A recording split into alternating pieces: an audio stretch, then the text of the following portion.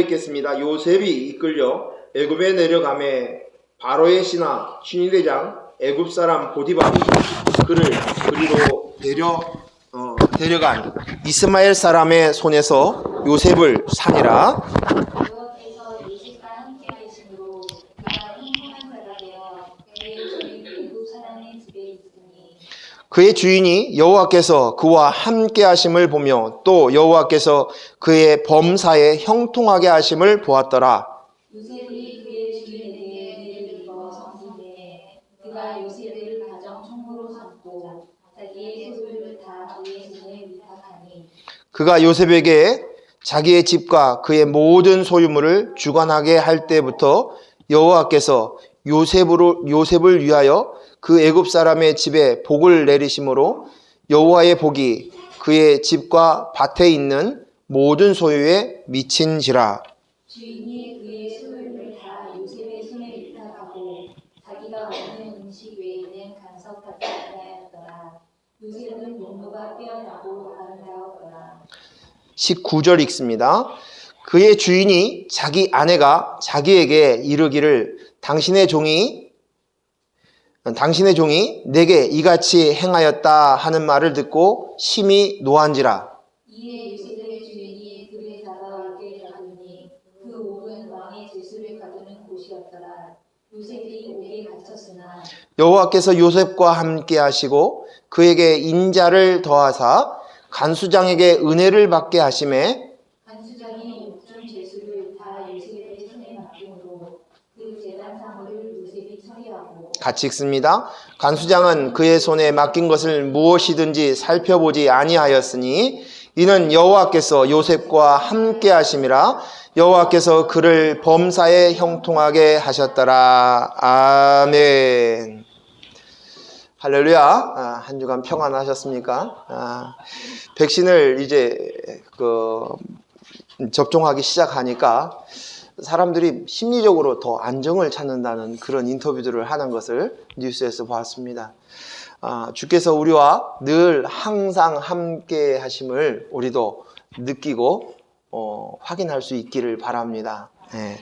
오늘 요셉의 인생을 통해서 형통한 이 무엇인가, 이거에 대해서 은혜를 나누고자 합니다. 오늘 우리가 읽었던 본문에서도 형통이라는 단어를 3번 사용합니다. 2절에서 여호와께서 요셉과 함께 하심으로 그가 형통한 자가 되어 그의 주인 애굽 사람이 집에 있으니, 또 3절에도 그 주인이 여호와께서 그와 함께 하심을 보며 또 여호와께서 그의 범사에 형통하게 하심을 보았더라. 23절에도 간수장은 그의 손에 맡긴 것을 무엇이든지 살펴보지 아니하였으니 이는 여호와께서 요셉과 함께 하심이라. 여호와께서 그를 범사에 형통하게 하셨더라 라고 얘기합니다.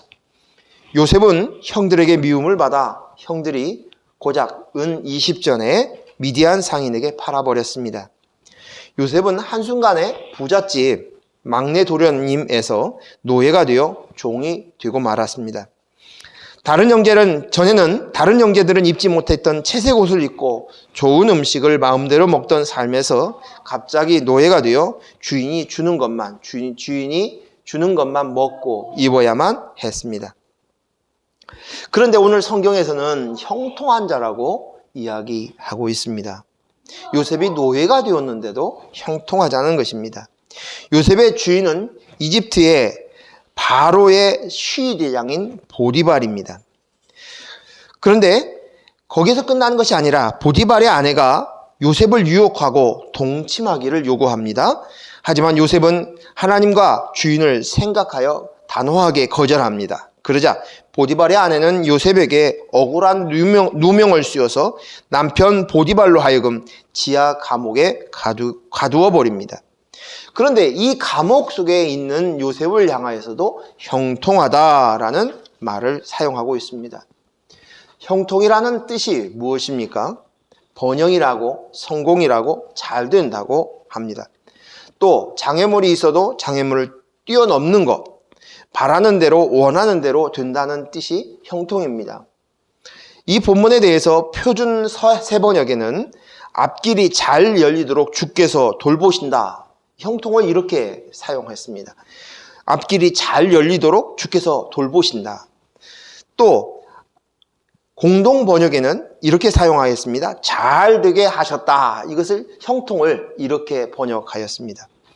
영어 성경에서 사용된 단어는 prosper라는 단어와 success라는 단어입니다. 번영이다, 성공이다 라는 뜻이에요. 성공하다, 번영하다 이런 내용입니다. 그렇다면 요셉의 형통에 대해서 우리는 어떻게 해석해야 할까요?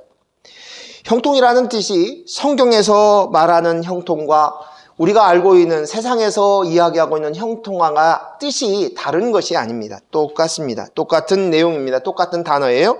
하지만 그 사용하는 용도가 틀리다는 것이에요. 형통은 같은 뜻이나 주인이 다르다는 거예요. 주체가 누구냐는 거에 따라서 이렇게 형통을 나눌 수 있는 것입니다. 세상 사람들은 주인은 누구입니까? 나입니다. 나. 내 인생이에요. 내가 주체입니다. 그래서 내 뜻대로 잘 되고 내가 원하는 대로 잘 풀렸을 때, 내게 있는 어떤 문제가 풀려나갈 때 우리는 형통이라고 얘기합니다. 내 가족이, 내 자녀가, 내 사업이 내가 원하는 대로 되어지는 것입니다. 내가 원하는 대로 되다. 어려움을 만났는데 그것을 극복하였다. 아니면 아예 어려움이 안 생겨났다. 이것을 우리는 형통이라고 세상 사람들은 이야기하고 번영한다, 성공했다라고 사용합니다. 이런 모습들이, 이런 생각들이 교회 안에도 그대로 들어오는 것 같습니다. 교회 안에 다니면서도 하나님께 열심히 기도하면서 내가 바라는 대로, 원하는 대로 이루어졌을 때, 야, 하나님이 나를 형통하게 했어. 내 뜻대로, 내 생각대로, 기대했던 대로 되어졌을 때 그 간절히 하나님 앞에 기도했더니 마침내 그것이 이루어졌어. 하나님이 나를 형통케 하셨습니다. 형통케 해주시니 감사합니다. 대학에 합격했으니 감사합니다. 직장에 합격했으니 감사합니다. 아이가 뭐가 잘 풀렸으니 감사합니다. 내 뜻대로 되어진 것을 형통이라고 교회 안에 신앙생활을 한다는 이들 가운데서도 똑같이 이 단어를 사용한다는 것이. 그런데 성경에서는 그렇게 사용하고 있지 않다는 것입니다. 제가 여러 듣는 간증들, 이런 형통에 대한 그 간증들을 많이 들었습니다. 그 중에서 제가 직접적으로 들었던 간증 중에 하나가 뭐였냐면, 제가 훈련시켰던, 전에 있었던 교회에서 훈련시켰던 집사님이 두 분이 계십니다. 근데 한 집사님은 아버지가 목사님이셨고, 또 아주 그냥 집안이 다 크리스찬 집안이에요. 그런데 그 아들이 이제 수능 시험을 앞에 두고 있었습니다. 그래서 이 집사님이 이 아들을 위해서 밤낮으로 기도했습니다. 간절히 기도했습니다. 새벽 기도도 빠지지 않습니다. 금요초라도 빠지지 않습니다. 그리고 수능 보는 날은 똑같이 같이 그 수능 보는 아이와 시간을 동일시해서, 자, 지금 이 시간 수능 보러 이제 첫 교시에 들으렀습니다. 우리 기도합시다. 그럼 국어 시간 한 시간 반이면 그동안 기도합니다. 그 기도가 제가 교회 그 건물 안에 이제 2층에 있고 예배당은 지하 1층인데 거기서 울리는 그 울음소리가 막 머리가 쭈삣쭈삣 쓸 정도예요. 얼마나 간절히 외치고 기도하는지. 그리고 조금 있다가, 자, 지금 쉬는 시간입니다. 화장실 갔다 오시고 잠깐 쉬십시오. 그리고 10분 동안 또 쉬었다가 오고, 자, 2교시가 시작이 됩니다. 기도합시다. 또 기도해요. 그래서 하루 종일 기도했어요. 그리고 난 다음에 이제 목사님이, 그 집사님, 제가 성경 공부를 시키고 있는 그 집사님을 간증을 시켰어요. 도대체 무슨 간증을 하나 하고 들어봤습니다. 그랬더니 그 간증이, 놀라운 간증이 벌어지는 거예요. 어떤 간증이었냐면, 우리 아들이 그 성적이 별로 안 좋았는데 이번에 시험을 봤는데 족족 찍은 것마다 다 맞았다는 거예요.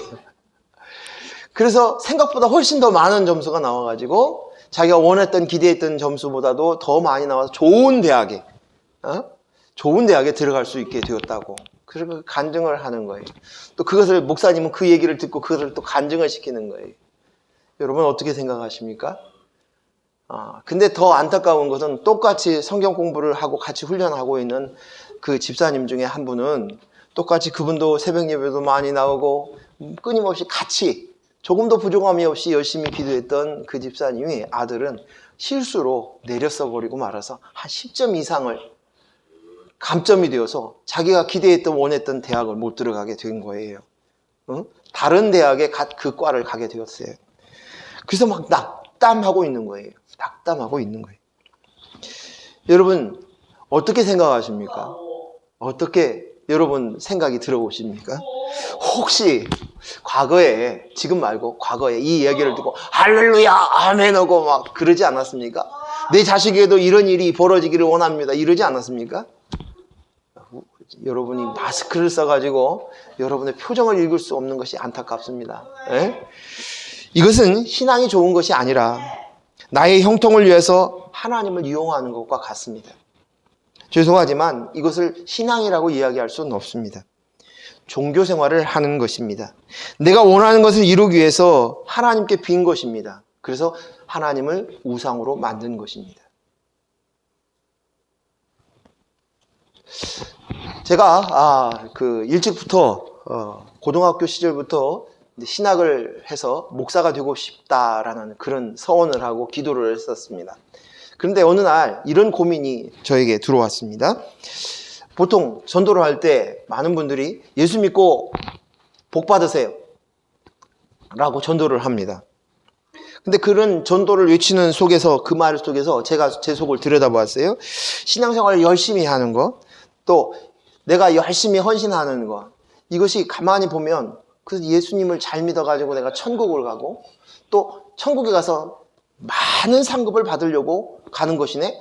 그러면 결국 내가 예수 믿는 것이 나를 위해서 믿는 거야? 라는 생각이 들어왔습니다. 내가 신앙생활을 열심히 내는 것, 열심을 내는 것, 결국 나를 위한 것이 됩니다. 그 당시 나는 그저 계산 없이 무조건 하나님 앞에 감사했고 하나님 앞에 헌신한다는 다짐하에서 신앙생활을 했는데 다른 믿음의 선배라고 얘기할 수 있는 어떤 선생님들이나 또 목사님들이 설교하면서 하시는 이 긴 말씀을 이렇게 해보면 난 계산 없이 순수하게 하나님을 섬겼는데 결국 다 이것이 나를 잘되게 하기 위함, 내가 복받기 위함이라는 것이 아이러니했습니다. 아이러니했어요. 뭔가 문제가 있구나, 이해가 되질 않은 거예요. 납득이 가질 않는 거예요. 그런 고민이 그때도 있었어요. 분명 성공, 형통, 번성, 잘 되는 것, 이것을 내가 내 주체로, 내가 주인으로 여전히 있는 가운데 그것을 해석하면 종교인이 되어버리는 거예요. 우상 앞에 절을 하는 종교인이 되고 마는 것입니다. 그런데 그렇다면 저와 여러분은 어떠냐 하는 것이죠. 저와 여러분은 어떠냐 하는 것이죠. 오늘 성경에서 요셉을 향해 형통하다고 얘기했는데 납득이 잘 안 가요.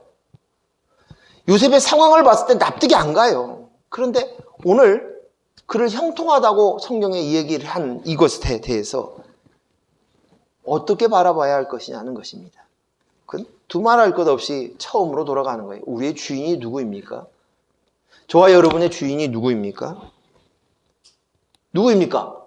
하나님이시죠. 아멘. 그랬어요. 하나님이 주인이시에요. 그렇다면 오늘 성경에서 이야기하는 그것, 하나님이 주인이 되신다면 아버지의 뜻대로 되는 것, 아버지가 원하는 대로 되는 것, 아버지의 계획대로 이루어지는 것, 아버지의 말씀대로 그대로 이루어지는 것, 보기에 심히 좋았더라, 그것입니다. 그것이 바로 형통이에요. 그렇다면 아버지의 뜻이 무엇입니까? 아버지의 뜻이 무엇일까요? 우리가 전에도 설교하면서 말씀을 나누었던 요한계시록의 말씀. 한번 봅시다. 요한계시록 12장.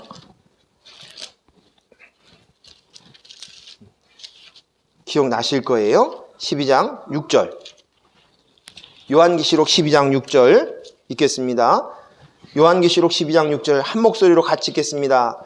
그 여자가 광야로 도망하며 거기서 1260일 동안 그를 양육하기 위하여 하나님께 예비하신 곳이 있더라. 아멘.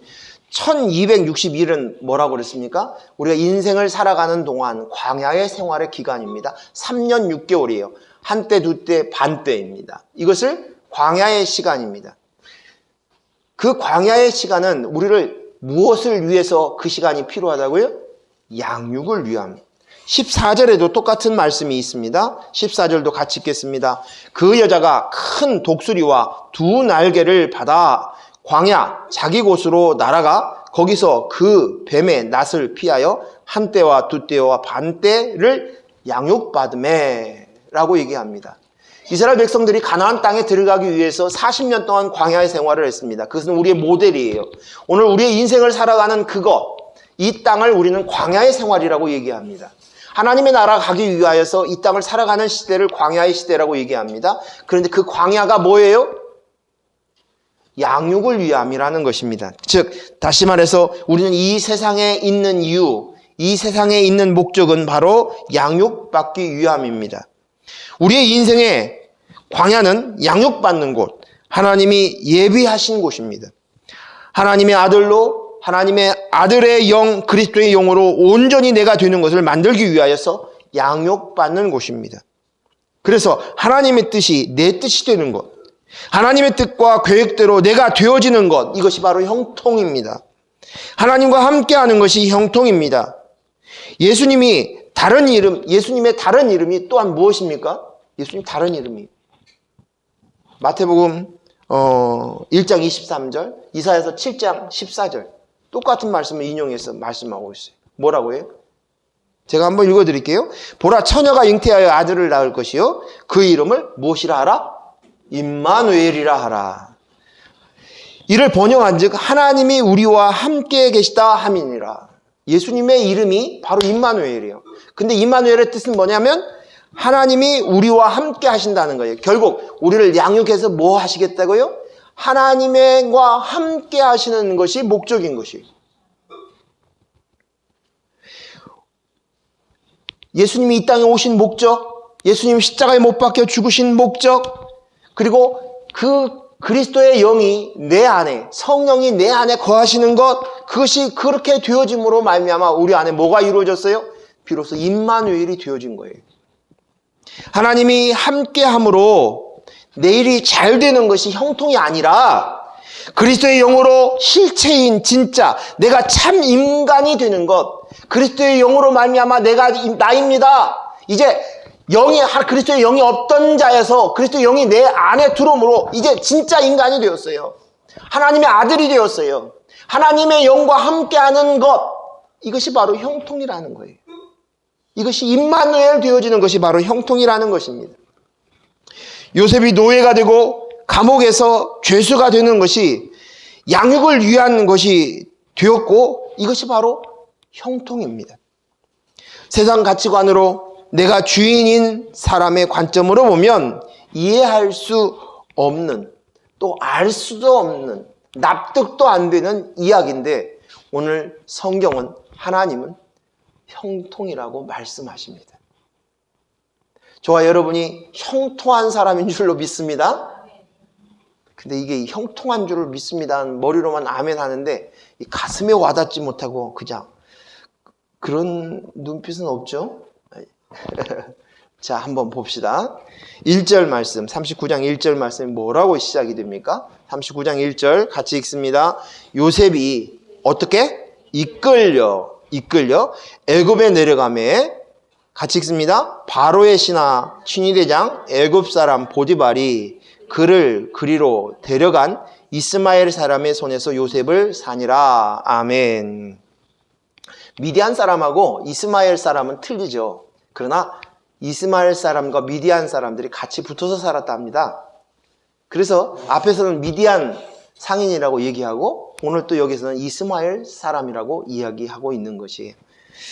자, 여기 보면 요셉이 이끌렸다라고 얘기합니다. 그건 요셉이 주체가 되어서 이끌렸다는 것이 아니라 누구에 의해서? 처음에는 노예를 산 이스마엘 사람에 대해서 그 주권에 따라 이끌렸어요. 그리고 그 이후에는 노예가 되어서 누가 이끌리겠어요? 보디발에 의해서 이끌림을 당하는 것입니다. 요셉은 이제 자기의 뜻대로 움직이는 존재가 아닙니다.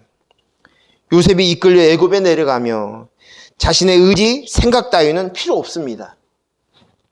오직 주인의 의지에 따라서 움직이는 존재가 되었다는 것입니다. 내 의지, 내 생각대로 움직였던 부잣집 도련님은 이제 노예로 팔려 주인의 뜻대로, 주인의 생각대로 움직여야만 됩니다. 이것이 바로 하나님의 양육의 시작인 거예요. 양육의 시작인 거예요. 철저히 주인 뜻대로 움직이는 노예의 신분 속에서 비로소 내가 죽고 주님이 사는 훈련이 시작된 것입니다. 자, 이 말씀을 좀 더 설명하기 위해서 우리 성경 한 구절 찾겠습니다. 요한복음 21장. 요한복음 21장 17절. 17절에서부터 우리 19절까지만 읽겠습니다. 자, 17절.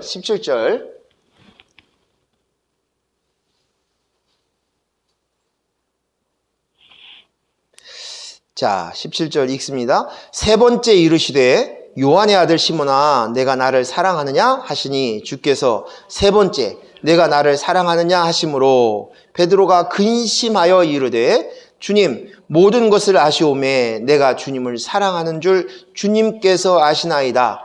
예수께서 이르시되 내 양을 먹이라. 18절 내가 진실로 진실로 내게 이르노니 내가 젊어서는 스스로 띠띠우고 원하는 곳으로 다녔거니와 늙어서는 내 팔을 벌리리니 남이 내게 띠띠우고 원하지 아니하는 곳으로 데려가리라. 19절 이 말씀을 하심은 베드로가 어떠한 죽음으로 하나님께 영광을 돌릴 것을 가르치심이니라. 이 말씀을 하시고 베드로에게 이르시되 나를 따르라 하시니 아멘. 자, 부활하신 예수님께서 베드로에게 찾아오셨습니다. 그리고 세 번이나 똑같은 질문을 하셔요. 무슨 질문을 합니까?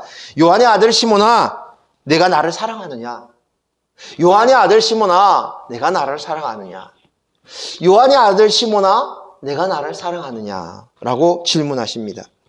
그때 베드로는 처음에는 자신 있게 얘기합니다. 내가 예수님을 사랑합니다를 당당하게 이야기합니다. 그런데 오늘 읽었던 17절에 보면 세 번째 질문 앞에서는 이제 좀 심각해져요.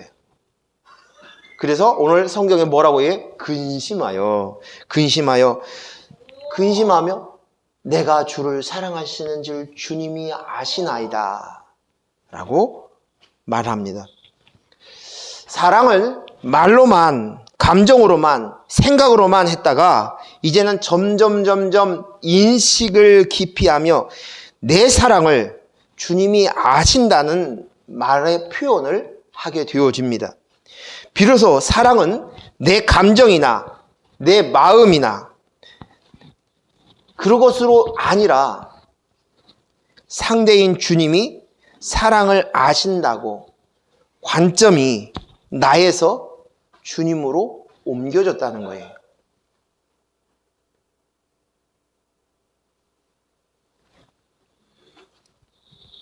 사랑은 관계입니다. 관계예요, 관계.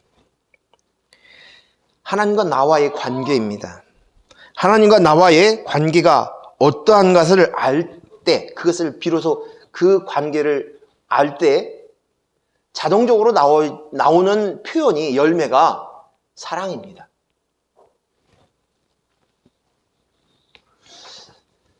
내가 철부지였다가 아버지가 어떤 분이신가, 아버지와 나와의 관계를 깊이 인식되어질 때, 그분의 은혜를 깨달았을 때, 우리는 점점 더 많이 그분의 사랑을 더 깨달았을 때, 내 안에서도 자연스럽게 나오는 표현이 열매가 되어진 거죠. 사랑의 열매. 되어진다는 것입니다. 내 주도의 사랑은 아무것도 아닙니다. 오직 주님의 주도의 사랑이 중요합니다. 주님의 사랑, 그 사랑을 베드로의 심령에 비로소 느끼기 시작합니다. 이 말은 뭐냐면 이제 주님이 진짜 주인이 되는 거예요. 아, 주님은 어땠을까? 아, 나는 머리로 그냥 생각으로 사랑한다고 얘기했는데 반복해서 물어보는 그 예수님의 음성 앞에서 비로소 주님의 입장에 주님의 관점으로 옮겨가기 시작하는 거예요. 근심하며 고민하며 들어가는 거예요. 이것이 예수님이 내 안에 주인이 되어주시는 거예요. 주님이 되어주시는 거예요. 예수님이 주인이 되셔서 내 속에 계셔서 이제 비로소 하나가 되는 거예요. 그러자 예수님 뭐라고 하십니까? 내 양을 먹이라. 네가 나다. 이제 관계에 대해서 하나다. 내 양을 먹여라. 예수님의 양인 그 양을 내게 위임하는 거예요. 이젠 베드로도 젊은 날에는 자기 마음대로 허리에 띠띠우고 다녔습니다. 그랬던 살던 그 인생이 이젠 내 뜻이 아니라 하나님의 인도하는 대로, 하나님의 뜻대로, 하나님의 생각대로, 하나님의 계획대로 움직이게 되었다는 것입니다.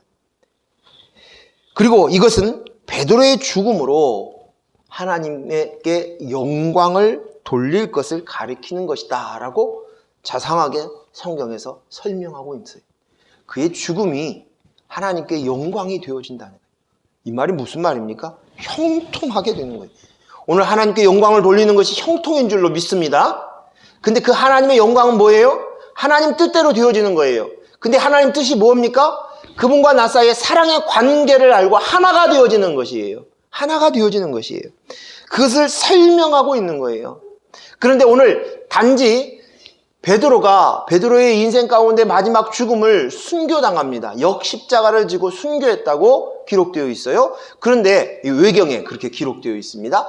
그러면 베드로의 그 죽음이 그 역십자가의 죽음만을 이야기하는 걸까요? 아니에요. 오늘 베드로 안에도 바울이 고민했던 대로 바울은 매일매일마다 내가 매일 죽노라고 얘기했어요. 나를 죽이고 주님이 주인 되어지는 일들을 아침마다 밤사이에는 주님이 주인이었던 것 같은데 지난 어제까지만 했는데 아침에 일어나 보니까 또 내가 주인 돼서 펄펄 살아가는 거예요. 내 주도로 되어지기를 원하는 거예요. 그때마다 또다시 고백하는 거예요. 내가 매일 죽노라, 매일 죽노라. 그런데 이 죽음이 단지 그가 역십자가를 져서 하나님 영광 받으신 것이 아니라 베드로의 매일매일의 삶의 죽음이 내가 주인이 아니고 주님이 주님이십니다. 주님이 진짜 주님이십니다. 이 고백이 그것을 통해진 그것을 통해서 하나님의 영광 받으셨다는 거예요. 이것이 형통이라는 거예요.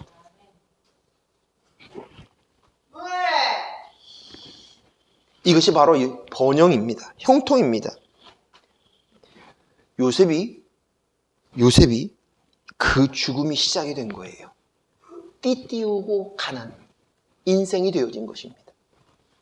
그가 노예로 내 뜻대로 움직이는 것이 아니라 이제 이끌려 다니는 삶, 그걸 통해서 이젠 그가 훈련, 양육이 시작된 것이죠. 두 번째, 요셉이 억울한 누명을 쓰고 감옥에 갇힙니다. 요셉은 잘못한 것이 하나도 없어요. 당시 보디발의 감옥은 정치범 수용소였어요. 왕의 감옥이었습니다. 이제 이 감옥은 지하의 감옥이에요. 그 감옥 안에 들어갔다, 죄수가 되었다. 그 말은 무슨 말이냐면 이제 이 땅에 있는 사람들의 기억 속에서 요셉이 사라지는 거예요. 기억하지 못해요. 우리 뒤에도 읽어보면 이제 그 형들이 이야기하는데 요셉이 없어졌다는 표현을 해요. 사라져버린 거예요. 요셉이 그나마 노예로 살 동안에는 그 존재감이 있었는데 근데 지하 감옥에 가는 순간 이 땅에 있는 사람들의 뇌리 속에 사라져버리는 거예요. 존재감이 없어지는 거예요. 감옥의 지하에 감옥에 갇혔다는 말이 의미가 그것입니다. 우리는 자기를 확인하려고 하는 거예요. 자기 존재감을 느끼려고 합니다. 무엇으로요? 사람들의 인정으로부터, 사람들의 관심으로부터, 사람들의 칭찬으로부터, 사람들이 자꾸만 확인하고 안부를 물음으로 인하여서 나를 확인받고 싶은 거예요. 나의 존재감을 느끼려고 하는 거예요. 그런데 이제 그것이 끊긴 거예요. 끊겨서 지하 감옥에 갇혔습니다. 인정을 확인받을 수가 없어요. 사람들로부터 존재감이 없는 존재가 되었어요. 잊혀진 존재가 되어졌어요. 완전히 끈기였습니다. 그리고 이젠 죄수가 되었어요. 죄수가 되었다는 것입니다. 오늘 요셉은 죄수가 된 것은 자기가 죄인인 것을 인정하고 깨닫게 되는 기간입니다. 우리가 봤을 때 억울하죠, 요셉이. 무슨 죄를 지었어요? 억울하잖아요. 그리고 얄밉잖아요. 보디발의 아내 진짜 얄미워. 이게 이 세상이에요. 근데 하나님이 그것을 허락하셔서 감옥 속에 갇혔어요. 요셉에게는 도덕 윤리적으로 아무 문제가 없는 것 같습니다. 오히려 의로운 것 같습니다. 하지만 죄인이 되었어요. 그 감옥에 갇혔어요. 죄인이 되어서 감옥에 갇혔어요. 여러분의 생각 사고를 깨뜨려야 돼요. 지금 이 말씀을 잘 알아들으십시오. 하나님이 요셉의 무엇 때문에 지금 우리가 도덕 윤리적으로 봤을 때는 억울한 사람인데 왜 죄수를 만들어서 지하 감옥에 갇히게 만들었냔 말이죠. 자, 그러면 이유가 뭘까요? 앞에서 얘기했죠. 그것은 양육을 위한 것이라는 거죠. 양육. 그래서 양육을 하여서 하나님과 함께 하기를 원하시는 임마누엘 되어지기를 위해서 그것입니다. 요셉이 감옥에 갇히고 그곳에서 사람들에게 잊혀지는 그 시간들이 있었는데 그것은 모두 다 하나님의 주권입니다. 하나님의 절대 주권이고 섭리입니다. 난 내 생각대로, 내 의지대로 내 행위 정도를 보면서 내 생각에 따라서 옳고 그름을 판단하고 주장합니다. 그런데 그 판단 기준이 나를 오늘 죽이신 거예요. 감옥에서 요셉이 살아남으려면 나는 억울해. 나는 너무너무 답답한 삶이야. 내 인생 억울해. 그러면 감옥에 살 수가 없어요. 감옥에서 사는 동안 점점 나를 죽이는 길밖에 없습니다. 그래야만 그가 살 수 있는 거예요. 내 인생을 내 마음대로 할 수 있다고 생각하는 그 내 마음을 내려놓지 않으면 안 됩니다. 내가 판단하는 선과 악의 기준을 나누던 그 기준으로 봤을 때 나는 정말 억울한 사람이야. 하지만 오늘 이 모든 일을 주관하신 하나님의 섭리와